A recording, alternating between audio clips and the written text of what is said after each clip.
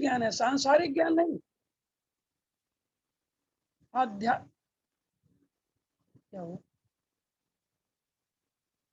नहीं, वो बस रिकॉर्डिंग हो रही थी। आध्यात्मिक ज्ञान जिसके जीवन में है, और अध्यात्म की यूं तो बहुत बड़ी परिभाषा है, लेकिन हमारे वेदों में, उपनिषदों में, दर्शन में या ऋषि मुनियों ने जो अध्यात्म को 3 बिंदुओं में बांधा है, 3 आधार हैं अध्यात्म के, वो मैं आपके सामने में स्पष्ट कर रहा हूं। एक है परमात्मा, दूसरी है जीवात्मा, और तीसरा है जगत। ये 3 ही अध्यात्म के बिंदु हैं। जगत, ये जो दिखाई देता है, आंखों से दिखता है, जिसमें हम जी रहे हैं, वो सब जगत है। और दूसरा है जगत को बनाने वाला, जगदीश, ईश, जो भी कहें, परमात्मा, ब्रह्म, ईश्वर, कुछ भी कहें। तो जगत को बनाने वाला जगदीश, और उसका बनाया जगत जिसमें हम जीते हैं, जो दिखता है। और तीसरी सत्ता है अपने आप की, वो जीवात्मा। 3 है, जीव, जगत, जगदीश। इसी को हमारे यहाँ त्रैतवाद कहा है। 3 वाद, वाद माने विचार, विचारणी धाराएं, 3 धाराएं। त्रैतवाद, ईश्वर, जगत और जीव, जो इनमें जी रहा है वो है, तीनों को मानता है, वो है त्रैतवाद। अब अगर जीवन से जगत हट जाए, केवल जीव और जगदीश बच जाए, माने हम जगत के बंधन से, आसक्ति से, लोभ मोह से, अहंकार से, वासना तृष्णा से, अहंकार से, पद से, प्रतिष्ठा से, धन से, किसी भी प्रकार से अनासक्त हो जाएं, उसके प्रति हमारे मन में कहीं राई रत्ती भर लेश मात्र कुछ न रहे, तो केवल 2 बचते हैं। एक स्व, अपने आप में, हम, अपनी सत्ता, और दूसरी परमात्मा की सत्ता, जगदीश, ब्रह्म, ईश्वर। इसको कहते हैं द्वैतवाद। 2 हैं, 3 नहीं, 2। हम और हमारा भगवान, भक्त और भगवान, बूंद और समुद्र, नदी और सागर, बीज और वृक्ष, ईंधन और आग, इस तरह समझ सकते। तो ये द्वैतवाद हुआ 2। लेकिन वो स्थिति भी, स्व का भी लोप हो जाए, और ईंधन आग में जैसे विलय होने के बाद में फिर ईंधन नहीं रहता, आग बन जाता है। बूंद समुद्र में गिरने के बाद बूंद नहीं थी, समुद्र बन जाती है।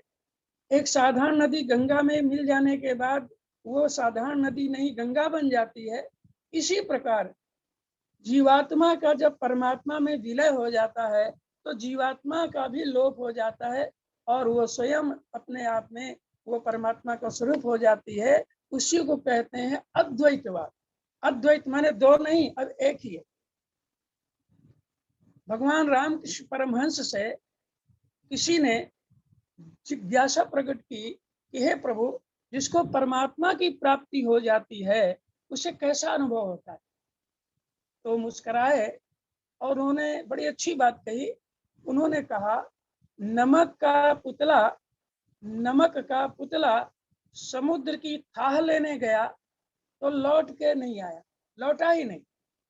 अर्थात नमक का बना हुआ कोई खिलौना, पुतला, समुद्र की गहराई नापने के लिए अगर अंदर चला जाएगा, तो आप समझ सकते हैं क्या होगा, वो खुद नहीं रहेगा, भूल के समुद्र मिल गया। तो बताए कौन कि कितना गहरा है। यह है अद्वैतवाद की परिभाषा। अर्थात जीवात्मा जब परमात्मा में विलय कर जाती है, तो जीवात्मा का भी अस्तित्व नहीं होता, केवल परमात्मा होता है। उसको कहते हैं अद्वैतवाद। तो आध्यात्मिक ज्ञान की बात हम कर रहे थे कि ज्ञान की 3 धाराएं, जगदीश, जगत और जीवात्मा। अब ये ज्ञान जिसके जीवन में है, इस विषय में जिसकी जिज्ञासा है, जानना चाहता है, जानने के लिए प्रयत्नशील है, प्रयास कर रहा है, जान रहा है, वही सच्चे अर्थों में आध्यात्मिक है। अगर ये 3 बिंदु उसके मस्तिष्क में नहीं है, विचार में नहीं है, इनके विषय में जानने की जिज्ञासा नहीं है, प्रयास नहीं करता है, तो वास्तव में उसके जीवन में अध्यात्म नहीं है। आज अध्यात्म के नाम पर जो पाखंड है, और जो तमाम दुर्घटनाएं आए दिन ऐसी सुनने में आती हैं, जो लोग साधु संतों का, कथावाचकों का और भी तमाम ऐसे लोगों का, मंडलेश्वर महामंडलेश्वरों का जो उपहास करते हैं या उनको गलत निगाह दृष्टि से देखते हैं, उसका कारण यही है कि वो अध्यात्म का बाह्य आडंबर है उनके जीवन में, अध्यात्म नहीं है। अध्यात्म तो शुरू ही होता है आत्मबोध से, अपने आप को जानने से। जो अपने आप को नहीं जाने उसके जीवन में अध्यात्म नहीं हो सकता। आपने सुना होगा, पढ़ा होगा, एक बालक जिसका नाम था मूल शंकर। वो ज्ञान चाहता था, आत्मबोध चाहता था, सत्य का ज्ञान करना चाहता था कि सत्य क्या है। कुछ कारणों से, कुछ घटना से वो भ्रमित हो गया था। तो अनेक लोगों के पास वो गया, बालक था, जिज्ञासु था, सत्य को जानना चाहता था। तो अनेक लोगों के पास गया, कहीं से उसको संतोषजनक उत्तर नहीं मिला। तो कहीं से उसको ज्ञान हुआ, पता चला कि स्वामी विरजानंद है, जो नेत्रहीन है, दृष्टि नहीं है, देख नहीं सकते, लेकिन ब्रह्मज्ञानी है, आत्मज्ञान है, ज्ञान चक्षु उनको हैं। तो वो उनके पास गया। यद्यपि ऐसा कहा जाता है कि स्वामी विरजानंद के पास कोई इस तरह की बात करने जाता था तो वो क्रोधित हो जाते थे, डांट के भगा देते थे, न भागे तो उसको और भी ज्यादा दुत्कार देते थे, कभी कभी मार देते थे, मारना चाहते थे। तो लोगों ने उसको समझाया, बेटा उनके पास मत जाओ, वो बड़े गुस्से वाले हैं और उनसे कोई नहीं होगा। लेकिन उसका नहीं, अगर हमारा जो प्रश्न है, हमारी जो शंका है, जो हम जिज्ञासा है, अगर उसका समाधान वहाँ हो सकता है तो हम गाली खा के भी उसका समाधान करना चाहेंगे, डांट खा के करना चाहेंगे, मार खा के भी करना चाहेंगे, क्योंकि उसके अंदर प्रबल जिज्ञासा है। और वो बालक मूल शंकर गया और कहते हैं कि दरवाजा खटखटाया। अंदर थे स्वामी विरजानंद, बाहर से बालक मूल शंकर ने दरवाजा खटखटाया तो अंदर से उन्होंने आवाज लगाया, कौन? अर्थात कौन आया है, कौन है जो दरवाजा खटखटा रहा है? उन्होंने दरवाजा खटखटाया, अंदर से आवाज आई, कौन? तो बालक ने कहा, यही तो जानने आया हूं, यही जानने आया हूं कि मैं हूं कौन, मेरा असली स्वरूप क्या है। और कहते हैं कि स्वामी विरजानंद ने जब ये उत्तर सुना, यही तो जानने आए हूं, तो भाव विभोर हो गए, भाव विभोर हो गए। तत्काल उस बच्चे को बुलवाया और गले से लगा लिया भाव, और उसको अपने जीवन की सारी तपश्चर्या, सारा तप, सारा ज्ञान उसको प्रदान कर दिया। और वो बालक जब उसे ये बोध हो गया कि मैं कौन हूं, तो क्या बन गया? महर्षि दयानंद। महर्षि दयानंद पूज्य गुरुदेव कहते हैं, ऐसा ऋषि शायद ही कभी होगा। उन्होंने पाखंड खंडनी पताका लहराई, वेदों को, वैदिक ज्ञान को हम घर घर पहुंचाएंगे, ये उन्होंने संकल्प लिया। और कृणवंतो जगत आर्यम, सारे विश्व को आर्य माने श्रेष्ठ बनाएंगे। जैसे आज पूज्य गुरुदेव का संकल्प है, मनुष्य में देवत्व जगाएंगे। देवत्व माने वही श्रेष्ठ बनाना, गुणी बनाना। तो ये संकल्प उन्होंने किया और आर्य समाज की स्थापना करके बहुत बड़ा काम किया। तो कहाँ से वो ज्ञान मिला, कहाँ से वो प्रतिभा बनी, कहाँ से वो एक बालक, भटका हुआ बालक ऋषि दयानंद बन जाता है? मित्रों, आत्मज्ञान से, स्व का बोध, स्व का बोध। परम पूज्य गुरुदेव ने 3000 से ज्यादा किताबें लिखी हैं, आप सब जानते हैं। वेदों का, उपनिषदों का, दर्शन का, पुराणों का भाष्य किया है। अखंड ज्योति पत्रिका, युनिमाण योजना मासिक पत्रिका छापा है, प्रज्ञा पुराण की रचना की है। मैंने अनेकों, ऐसा कोई विषय नहीं जिस पर गुरुदेव की लिखनी नहीं चली। लेकिन शायद आपको मालूम होगा, परम पूज्य गुरुदेव ने पहली पुस्तक कौन सी लिखी? जब कलम उठाया तो पहली पुस्तक गुरुदेव लिखा है, मैं क्या हूं, मैं क्या हूं। अर्थात पहले मनुष्य आध्यात्मिक ज्ञान का पहला बिंदु है आत्मबोध, अपने आप को जानना, वास्तव में हमारा स्वरूप है क्या। और जब अपने स्वरूप का बोध हो जाए, अनुभूति में आ, जानना नहीं, जानने सभी हैं, किसी से पूछ लो तो कहेगा आत्मा है, लेकिन बोध, लोग जानने वाले भी कहते हैं आत्मा है, वो भी शरीर ही है। आप किसी से भी पूछें परिचय की दृष्टि से, किसी से भी, पढ़ा लिखा हो, कोई हो, कैसा भी हो, कितना योग्य हो, डॉक्टर हो, इंजीनियर हो, वकील हो, प्रोफेसर हो, नेता हो, अभिनेता हो, खिलाड़ी हो, किसान हो, मजदूर हो, व्यापारी हो, कोई हो, आप पूछिए किसी से आप कौन है, तो शायद ही कोई सही उत्तर देगा। हर व्यक्ति जो उत्तर देगा वो देह का परिचय देगा, अपना नाम बताएगा, अपनी जाति बताएगा या अपना काम बताएगा। कोई कहेगा हम डॉक्टर हैं, कोई इंजीनियर बताएगा, कोई वकील बताएगा, कोई प्रोफेसर बताएगा, कोई व्यापारी बताएगा, कोई नेता अभिनेता बताएगा, कोई खिलाड़ी बताएगा, कोई मजदूर बताएगा, कोई किसान बताएगा। माने जो काम कर रहा है वो बताएगा, नाम बताएगा। नाम कब से मिला? नाम मिला जब से तुम्हारे माता पिता ने जो नाम रख दिया वही तुम्हारा नाम हो गया। जाति बताएगा, सरनेम, मेरी ये सरनेम। सरनेम कब मिला? जिस घर में पैदा हो गया, जिस परिवार में, जिस जो तुम्हारे माता पिता हैं उनका सरनेम तुम्हारा सरनेम हो गया, तुम्हारी जाति हो गई। लेकिन एक प्रश्न है कि नाम होने, डॉक्टर बनने के पहले भी तुम थे। कोई भी कहे हम डॉक्टर हैं या इंजीनियर हैं या वकील हैं या कुछ भी हैं, तो उससे एक प्रश्न पूछा जा सकता है कि आज जो आप बने हैं इसके पहले भी आप थे कि नहीं थे? तो कहेगा थे। तो इसके पहले क्या थे? तो इसके पहले नाम बताएगा।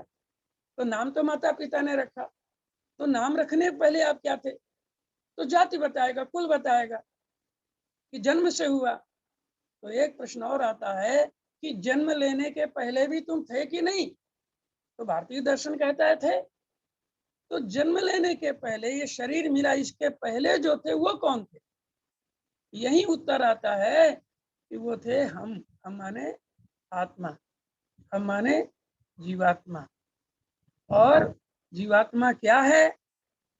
जब इस पर चर्चा होती है तो एक ही उत्तर है, ईश्वर अंश, जीव अविनाशी, चेतन अमल सहज सुख राशि। हम अंश हैं किसके? उस परमात्मा के। ईश्वर अंश उसके अंश हैं, इसके जो चेतन है, चैतन्य है, अमल माने विकार मुक्त है, विकार रहित है, सहज सुख राशि, जो सहज ही आनंद में रहने वाला है। अभी अभी भाई साहब कह रहे थे कि संसार में, इस जगत में कोई दुख नाम की चीज ही नहीं है। तो दुख कहाँ है? दुख वही है जहाँ परमात्मा नहीं है। जहाँ परमात्मा हो गया वहां दुख का नामो निशान नहीं। इसलिए आत्मज्ञानी ये मानता है कि सर्वम खल इदम ब्रह्म, जो कुछ है जगत में, जो कुछ भी दिखता है, अनुभव में आता है, वो सब ब्रह्ममय है। सर्वम खल इदम ब्रह्म, तो जो ब्रह्ममय है और हम उसके अंश हैं, तो हम भी ब्रह्ममय हैं, तो दुख कहाँ है? इसलिए कहा चेतन अमल सहज सुख राशि, हम वो हैं। और जब अपने आप का बोध हो जाए, स्व का बोध हो जाए, तो वास्तव में मित्रों फिर कोई दुख नहीं होता।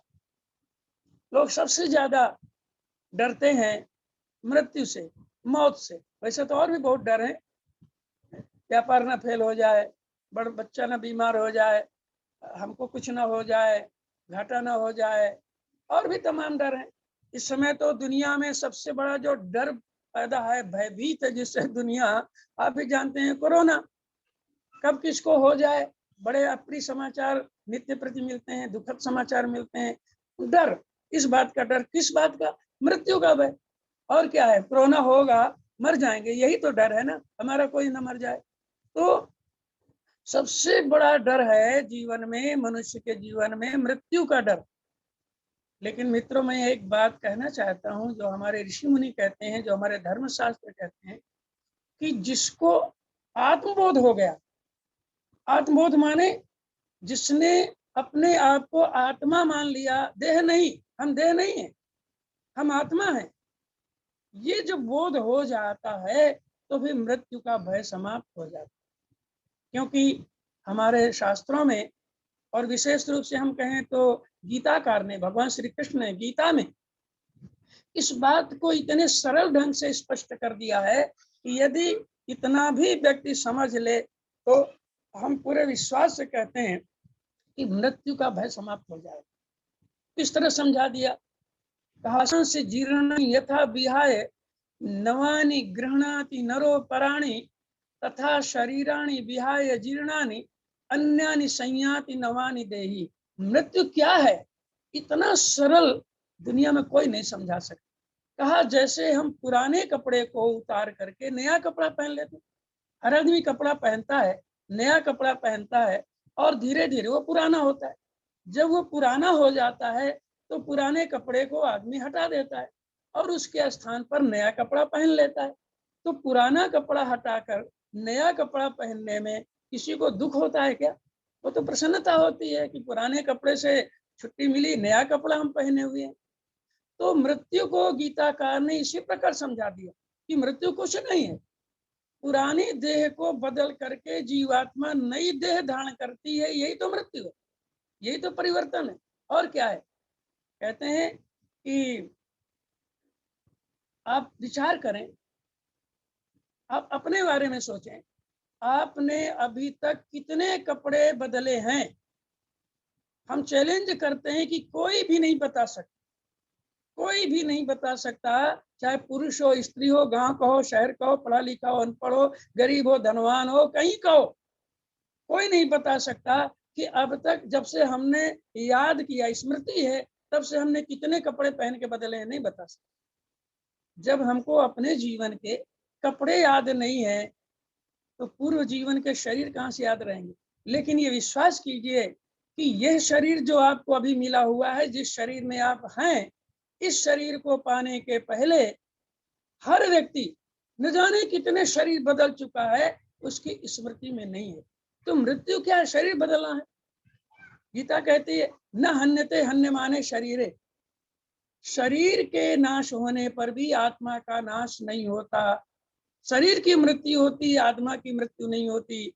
आत्मा के विषय में तो और स्पष्ट कर दिया कि नैनम छिन्दन्ति शस्त्राणि, नैनम दहति पावकः, न च एनम क्लेदन्ति आपः, न शोषयति मारुतः।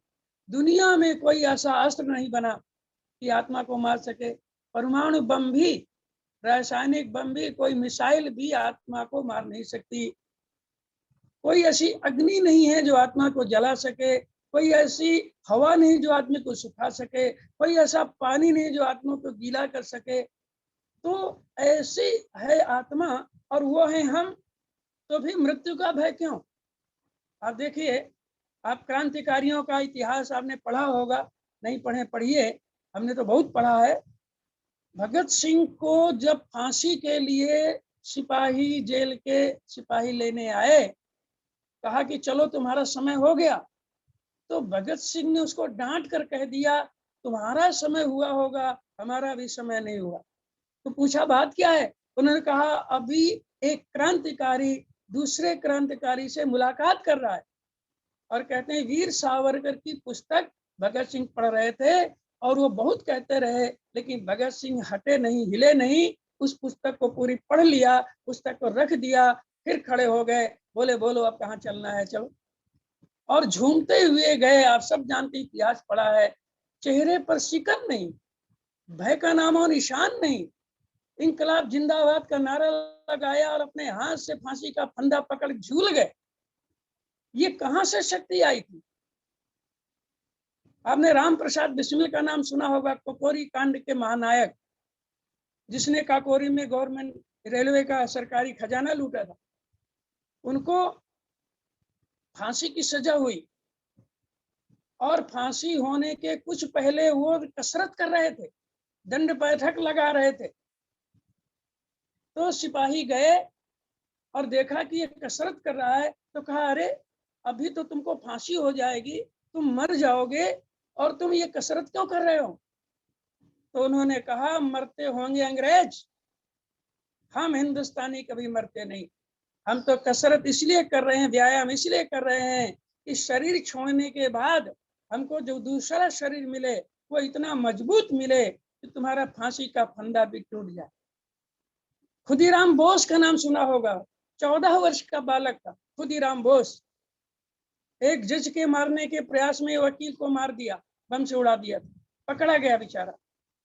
ब्रिटिश हुकूमत ने उसको फांसी सुनाया, फांसी दिया, और फांसी होने के एक दिन पहले शाम के समय जेल अधिकारी अपनी पत्नी के साथ राउंड पर निकला, तो देखा कि एक बच्चा, उसकी पत्नी ने देखा कि एक मासूम बच्चा बैठा है और उसके पता चला कि इसको कल फांसी दी जाएगी। तो नारी थी, उसके हृदय में थोड़ा ममता आ गई और उसके हाथ में एक पका हुआ आम था, आम का मौसम रहा होगा, उसने वो आम देते हुए कहा बेटा ये आम खा लेना। उसने कहा रख दीजिए, उसने रख दिया और वो राउंड पर चले गए और लौट करके आए तो आम ज्यों का त्यों रखा था। तो उसकी पत्नी ने पूछा बेटा आम नहीं, आम खाया नहीं? तो उसने रोनी सूरत बना करके कहा नहीं, मेरा मन नहीं था खाने का। उसको लगा कि शायद अब सुबह फांसी होनी है इसलिए नहीं खा सका बच्चा।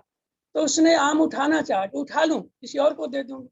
और जब उसने आम उठाया तो एकदम चौंक गई, क्योंकि आम का छिलका भर फुला के रखा था, उसका रस और गुठली चाट चुका। तो एकदम चौंक गई, तो ताली बजा कर ठहाका लगा कि वो बालक हंसा उसको देख करके कि मैंने बेवकूफ बना दिया। वो दंग रह गए कि किस मिट्टी के बने हैं। और कहते हैं इसके लिए उन्होंने इंक्वायरी बिठा दी, सीआईडी इंक्वायरी, कि इनको ये ज्ञान, ये ताकत कहाँ से मिलती है जो उनको मृत्यु का भय नहीं है। और सीआईडी ने पूरी इंक्वायरी करने के बाद जो रिपोर्ट लगाई तो उन्होंने लिखा गीता। वो बेवकूफ अंग्रेज नहीं समझे गीता माने कोई ग्रंथ होता होगा, उनसे गीता कोई महिला होगी, कोई स्त्री होगी, कोई नारी होगी। तो गीता के नाम बिना जमानती वारंट इशू कर दिया, गीता को अरेस्ट करो। और गीता अरेस्ट हुई और कोर्ट में जब हाजिर की गई तो वहां कोई महिला नहीं थी, वहां गीता ग्रंथ था। ये है मित्रों गीता, ये जिसे आत्मबोध हो जाता है कि हम आत्मा है, हम शरीर नहीं है। तो हमारे शरीर को कोई नष्ट कर सकता है, लेकिन हम तो वो हैं न जायते मृत्य व कदाचित, न हमारा कभी जन्म हुआ है और न हमारी कभी मृत्यु होगी। हम तो अनादि और अनंत हैं, क्योंकि परमात्मा अनादि और अनंत है, हम उसी के अंश हैं, इसलिए हम भी अनादि और अनंत हैं। ये आत्मबोध है मित्रों। ये जब ज्ञान हो जाता है व्यक्ति को, तो संसार में कोई डर नहीं होता, कोई भय नहीं होता, कोई पीड़ा नहीं होती, कोई दुख नहीं होता, कोई कष्ट नहीं होता, न अहंकार होता है, न वासना सताती है, न तृष्णा सताती है। आत्मबोध जिसको हो गया वो परम लक्ष्य को प्राप्त कर ले। तो मित्रों आत्मज्ञान जीवन का सबसे महत्वपूर्ण ज्ञान, और आत्मज्ञान के बाद जगत का ज्ञान हो जाए। अब जगत में आदमी लिप्त है, आज का आदमी कहाँ जी रहा है? जगत में जी रहा है, पैसा, प्रमोशन, पद और दुनिया भर का ईर्ष्या, द्वेष, लड़ाई झगड़े, वासना, तृष्णा, न जाने कहाँ कहाँ आदमी डूबा हुआ है। क्यों? जगत में। और जगत के बारे में उसको ज्ञान हो जाए तो शायद ऐसा नहीं करेगा। तो जगत क्या है? तो भगवान वेद कहते हैं जगन मिथ्या, माने जगत है ही नहीं। अब देखिए, जिसको अध्यात्म का ज्ञान नहीं है, जगत का ज्ञान नहीं है, वो जो है ही नहीं उसी को पाना चाहता है। अरे आज तक छाया कोई पकड़ सका है? अरे पाया जाता है प्रकाश, अंधेरा कोई पाने की चीज नहीं है। पाया जाता है परमात्मा, ईश्वर की प्राप्ति। जगत की प्राप्ति ये पाने की चीज ही नहीं है, क्योंकि जगन मिथ्या है ही वो। इसमें गंभीर विषय।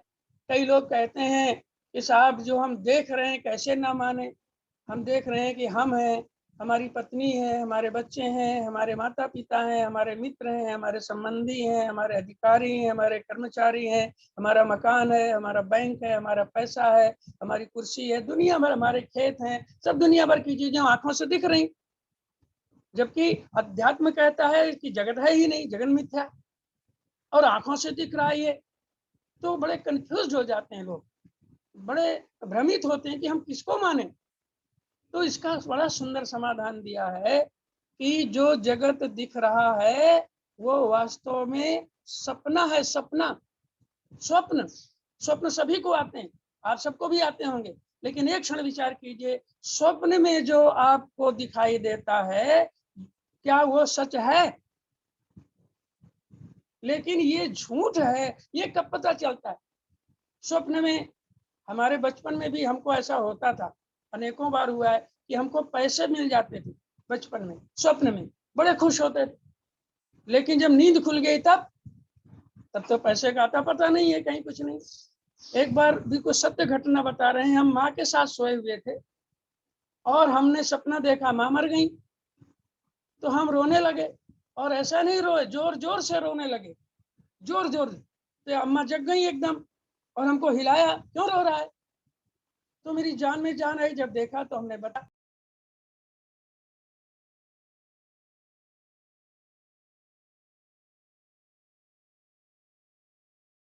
आपकी आवाज बंद हो गई। म्यूट तो नहीं हो गया ना? म्यूट हो गया, मैंने उन्हें अनम्यूट करने के लिए पूछा है। अच्छा, नहीं वो नहीं कर जी, आपकी आवाज नहीं आ रही है। अपने में जो, तो ये सपना है, ये कब पता चलता है? जब जग जाता है। अर्थात ये जगत सपना है, जगत कुछ नहीं है, जगत मिथ्या है, ये माया है। ये कब अनुभव में आएगा मित्रों? जब आत्मबोध हो जाए। इसलिए पहली चीज है जीवन में स्व का बोध। गुरुदेव की बात कहा ना, गुरुदेव ने कहा मैं क्या हूं। उस पुस्तक को आप पढ़ें सभी लोग, एक बार नहीं, अगर पढ़ाओ फिर पढ़िए। हम तो कहेंगे उसको बार बार पढ़िए, 10 बार पढ़िए। 10 बार पढ़ने पर भी पूरी बात समझ में नहीं आती। इतना गूढ़ रहस्य जिसको कहते हैं गागर में सागर, अध्यात्म को गुरुदेव ने छोटी सी पुस्तक में भर करके हमें आपको दे दिया है। उसको बार बार पढ़िए। तो आत्मबोध, अपने आप का बोध, स्व का बोध कि हम देह नहीं है, हम आत्मा है, हम परमात्मा के अंश, ये अनुभव। और इसके लिए गुरुदेव ने मृत्यु का भय दूर हो जाए, मैंने अभी कहा, और आत्मबोध हो जाए। तो इसके लिए पूज्य गुरुदेव ने 2 साधनाएं बताई। आप सब जानते हैं उनका नाम, बड़ी सरल है और अत्यंत प्रभावशाली है। सरल इसलिए है कि उन साधनाओं करने के लिए स्नान जरूरी नहीं है, धोती पहनना जरूरी नहीं है, पूजा की सामग्री जरूरी नहीं है, पूजा स्थल जरूरी नहीं है, दीपक जलाना, अगरबत्ती जलाना, फूल चढ़ाना, प्रसाद नैवेद्य चढ़ाना, ये कोई बिल्कुल इसी जरूरत नहीं। और बड़ी जबरदस्त साधना है। वो कौन सी साधना है? वो है आत्मबोध और तत्वबोध। आत्मबोध, तत्वबोध। आत्मबोध प्रातः, तत्वबोध सायंकाल। अब सायंकाल मृत्यु की बात मैंने अभी की थी, सायंकाल से शुरू कीजिए साधन। जब आप सोने के लिए बिस्तर में चले जाएं, अब कोई काम नहीं, सिर्फ शयन करना है, सो जाना है, सब कुछ कर लीजिए। तब आप शरीर को ढीला करके छोड़ दीजिए, शिथिल कर दीजिए, नेत्र बंद कर लीजिए, अपने आप का चिंतन कीजिए, परमात्मा का चिंतन कीजिए और ये अनुभव कीजिए कि हम मृत्यु शैया पर हैं, हमारी मृत्यु हो रही है। सोना और मरना गांव के लोग भी कहते हैं बराबर होता है। आपने सुना हो, कहते हैं सोना मरना बराबर होता है। और सोने को कहते हैं निद्रा। साहित्यिक दृष्टि से हम कह रहे हैं, सोने को कहते हैं निद्रा और मरने को कहते हैं चिर निद्रा। वो भी निद्रा है, मरना भी निद्रा है। अंतर सिर्फ यह है कि यह अल्पकालीन होती है निद्रा, 10 घंटे, 8 घंटे, 6 घंटे सो के आदमी जग जाता है। और चिर निद्रा में चिर शब्द जुड़ा, चिर माने दीर्घकालीन, लंबे समय के लिए सो जाना, इसको निद्रा कहा। तो ये अनुभव करना कि हम मृत्यु शैया पर हैं, हमारी मृत्यु हो रही है, परमात्मा का चिंतन कर करके सो जाइए। यह है तत्वबोध की साधना, यहाँ से शुरू करें। और जब प्रातः नींद खुले, जगें, तो सबसे पहले परमात्मा को याद कीजिए। उसकी कृपा से हम जग गए, हमारा नया जीवन हो गया। नहीं सोते सोते ही रह जाते तो क्या कर लेते। अनेकों घटनाएं ऐसी होती हैं, हमारे सामने भी हुई हैं, आपके आसपास भी हुई होंगी कि व्यक्ति अच्छा खासा सोया और जगा ही नहीं। लोग सिर पीटते रह गए कि ये तो अच्छा खासा सोया था और क्या हो गया, जगा ही नहीं। डॉक्टर कुछ बता देते हैं कि हार्ट फेल हो गया या क्या हो गया, लेकिन सत्य क्या है, वो सो गया, माने जगा ही नहीं। तो चिर निद्रा उसको कहते हैं, निद्रा इसको कहते हैं। तो जब प्रातः काल नींद खुले तो सबसे पहले भगवान का, परमात्मा का, इष्ट का, आराध्य देव का स्मरण करते हुए ये अनुभव करें कि हमारा नया जीवन मिला, नया जन्म हुआ, उनको थैंक यू कहिए, धन्यवाद बोलिए। और नया जीवन मिला है तो आत्मबोध कहता है कि हम अपने आप को जाने कि हम उसी परमात्मा के अंश हैं, जो परमात्मा ने हमें जीवन दिया है। वो सागर है, हम बूंद हैं, वो वृक्ष है, हम बीज हैं, वो विभु है, हम अणु हैं, वो पर्वत है, हम कण हैं, हम उसी के अंश हैं, छोटे हैं, आत्मा है, वो परमात्मा है, वो विराट है, हम लघु हैं। तो ये अनुभव करते हुए और एक नए जीवन का शुभारंभ कीजिए। हाँ, एक चीज जरूर उसको ये आश्वासन दीजिए या संकल्प लीजिए कि हे प्रभु, आज का जीवन 12 घंटे 14 घंटे का हमारा जो जीवन होगा, शयन करने के पहले का जो जीवन होगा, उस जीवन को हम शानदार जिएंगे। आज के दिन हम झूठ नहीं बोलेंगे, चोरी नहीं करेंगे, मिलावट नहीं करेंगे, किसी को दुख नहीं पहुंचाएंगे, कोई भी अनैतिक काम, गलत काम, पाप कर्म नहीं करेंगे। क्योंकि कोई भी संकल्प थोड़े समय का होता है, उसका पालन करना सरल है, और दीर्घकालीन संकल्प पालन करना कठिन होता है। तो एक दिन के लिए अगर हम ये संकल्प लें कि आज का जीवन शानदार जिएंगे, तो इसका पालन करना सरल हो जाता है और परमात्मा से उसका आशीर्वाद मांगे। ये है आत्मबोध। और फिर जब हम शयन करें दिन भर जीने के बाद, तो फिर हम उसी परमात्मा का स्मरण करें, और जो जो पालन हो गया, जो हमने संकल्प लिए थे, पालन हुआ, उसके लिए भगवान को धन्यवाद दें कि आपकी कृपा से हुआ। और जहाँ चूक हो गई, गलती हो गई, पालन नहीं हुआ, उसके लिए क्षमा प्रार्थना कर लें और फिर वही अनुभव करें। तो ये दो साधनाएं मित्रों ऐसी हैं, आत्मबोध, तत्वबोध, जो जीवन में क्रांतिकारी परिवर्तन कर सकती हैं। जो गुरुदेव ने लिखा है, इसके लिए न पूजा की सामग्री चाहिए, न धोती पहनना जरूरी है, न स्नान जरूरी है, न दीपक जरूरी है, न फल जरूरी है, न प्रसाद जरूरी है, कुछ नहीं कर सकते। ऐसे करें, ये जीवन में क्रांतिकारी परिवर्तन करने वाली चीज है मित्रों। आत्मबोध हो जाए, अपने आप का बोध हो जाए, और जीवन लक्ष्य का बोध हो जाए। क्या है जीवन लक्ष्य? परमात्मा को पाना, यही है जीवन लक्ष्य। साधन धाम, गोस्वामी तुलसीदास जी लिखते हैं, साधन धाम मोक्ष कर द्वारा। ये देह जो मिली है, ये क्या है? साधन का भंडार, मुक्ति का दरवाजा है। मनुष्य जीवन से ही परमात्मा को पाया जा सकता है, क्योंकि मनुष्य परमात्मा का ही प्रतिरूप है। नर और नारायण, पुरुष और पुरुषोत्तम, मानव और महामानव में ज्यादा अंतर नहीं है। सिर्फ लघु और विभु का अंतर है, कण और पर्वत का अंतर है, बूंद और समुद्र का अंतर है। और एक बहुत बड़ा अंतर है, वो है विकार युक्त, विकार मुक्त।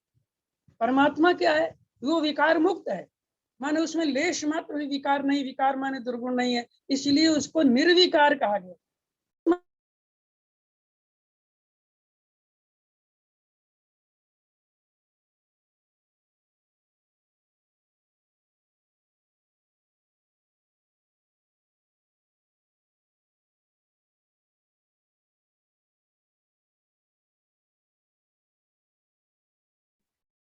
आवाज नहीं आ रही बाबूजी। नमक कोयला ने क्या क्या गंदगी, जो जमीन की गंदगी मिल जाती।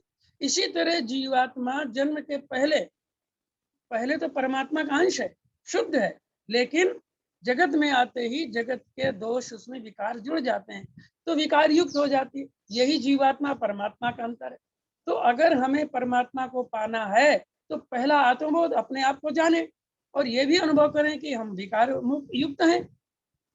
फिर परमात्मा को हम कैसे पाएं?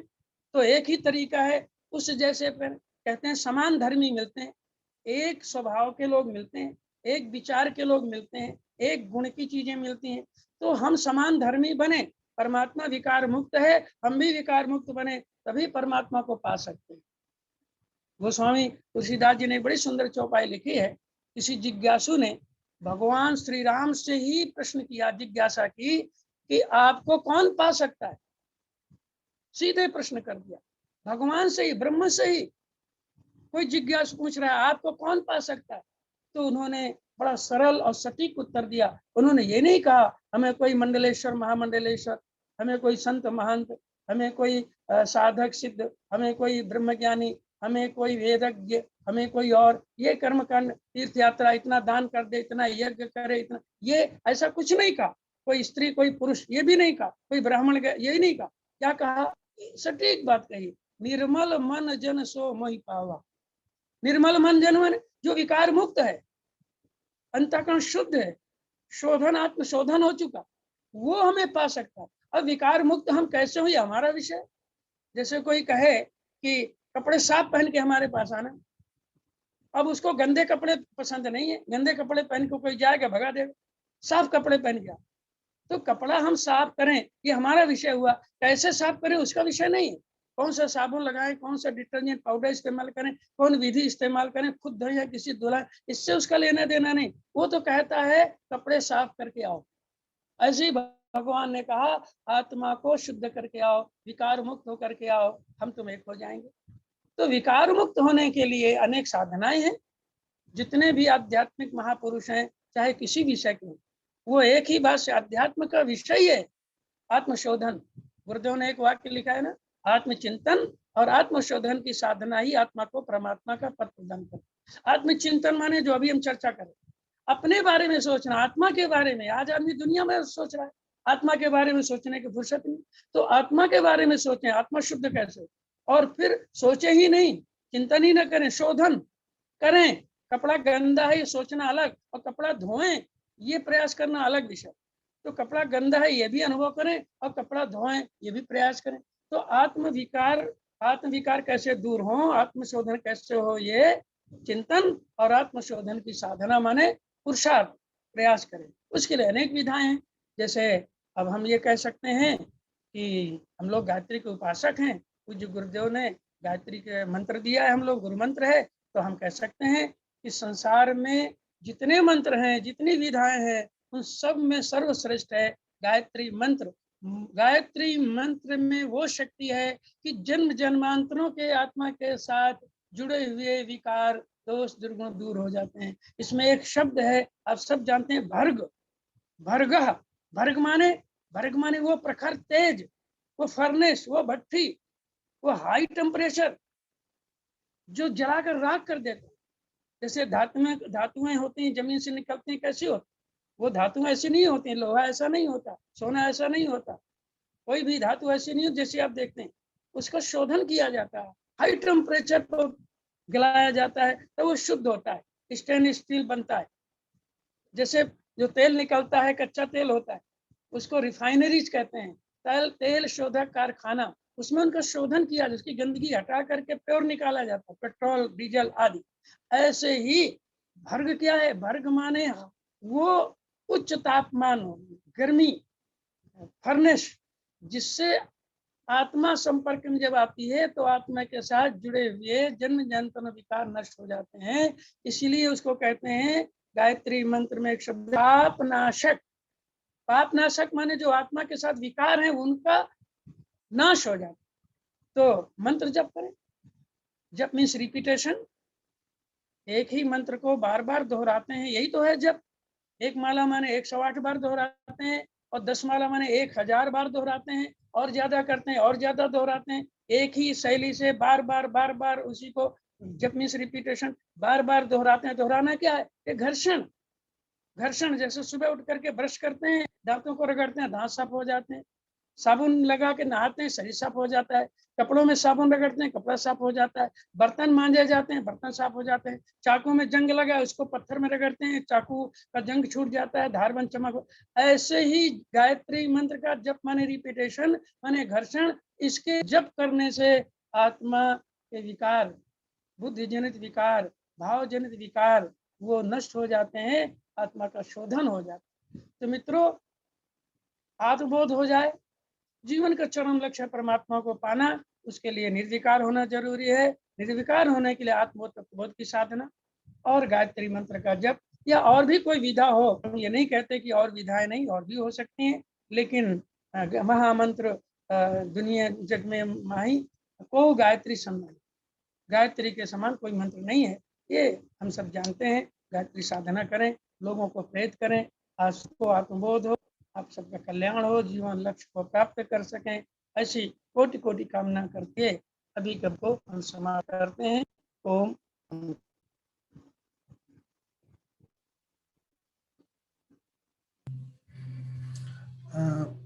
मैं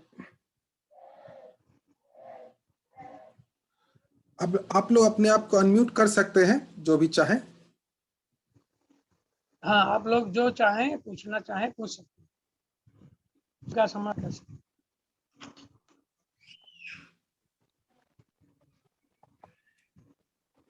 जी हाँ, हेलो जी।